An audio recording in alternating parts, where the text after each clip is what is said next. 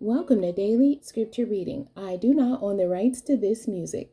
1 Samuel chapter 29. This is the English Standard Version. The Philistines reject David. Now the Philistines had gathered all their forces at Aphek, and the Israelites were encamped by the spring that is in Jezreel. As the lords of the Philistines were passing on by hundreds and by thousands, and David and his men were passing on in the rear with Achish. The commanders of the Philistines said, "What are these Hebrews doing here?"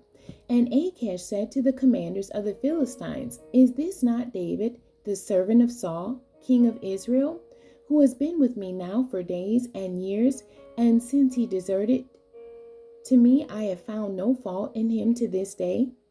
But the commanders of the Philistines were angry with him. And the commanders of the Philistines said to him, "Send the man back, that he may return to the place to which you have assigned him.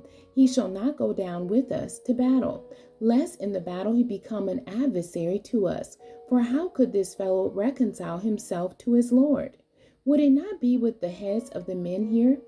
Is not this David of whom they sing to one another in dances? Saul has struck down his thousands, and David his 10,000s. Then Achish called David and said to him, "As the Lord lives, you have been honest, and to me it seems right that you should march out and in with me in the campaign. For I have found nothing wrong in you from the day of your coming to me to this day. Nevertheless, the lords do not approve of you. So go back now and go peaceably, that you may not displease the lords of the Philistines." And David said to Achish, "But what have I done? What have you found in your servant from the day I entered your service until now, that I may not go and fight against the enemies of my lord the king?" And Achish answered David and said, "I know that you are as blameless in my sight as an angel of God. Nevertheless, the commanders of the Philistines have said, 'He shall not go up with us to the battle.' Now then rise early in the morning with the servants of your Lord who came with you, and start early in the morning, and depart as soon as you have light."